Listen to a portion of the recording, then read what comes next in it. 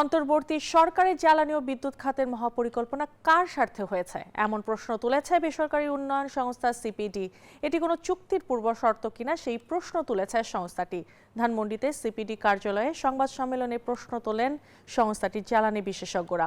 এই মহাপরিকল্পনার কার্যক্রম স্থগিতের দাবিও জানায় সংস্থাটি।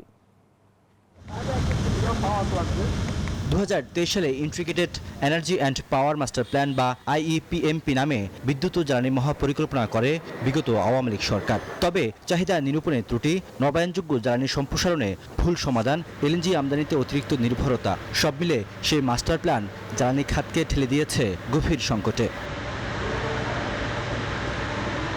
5 আগস্ট ক্ষমতার পট পরিবর্তনের পর সেই আইইপিএমপি সংশোধনের উদ্যোগ নেয় অন্তর্বর্তী সরকার। এরই ধারাবাহিকতায় তৈরি করে energy and power sector master plan বা ইপিএসপিএমপি 2026-2050 মহাপরিকল্পনার খসড়া।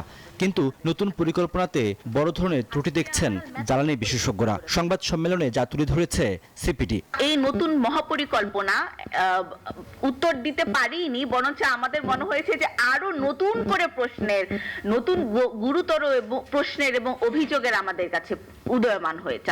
দেশের গড় জিডিপি বিবেচনায় 2040, 2045 ও 2050 সালে বিদ্যুৎ চাহিদার প্রাক্কলন করা হয়েছে অন্তর্বর্তী সরকারের নতুন মাস্টার প্ল্যানে। তবে এই প্রাক্কলন অবাস্তব বলছে সিপিডি। সংস্থাটির দাবি, এই মহাপরিকল্পনায় কম গুরুত্ব পেয়েছে নবায়নযোগ্য জ্বালানি ও স্থানীয় গ্যাস উত্তোলনের বিষয়টি। একে এলএনজি নির্ভর নীতি বলে মনে করছে প্রতিষ্ঠানটি।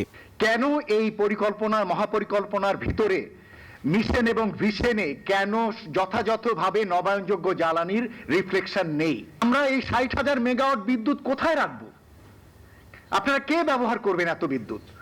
আমাদের হিসেবে তো দরকার মাত্র এর অর্ধেক বিদ্যুৎ হলেই আমাদের 2050 সালের যে আমাদের চাহিদা সেটা মিটে যাওয়ার কথা। সুতরাং আমাদেরকে সেইভাবে আমাদের এনার্জি প্ল্যান করা দরকার।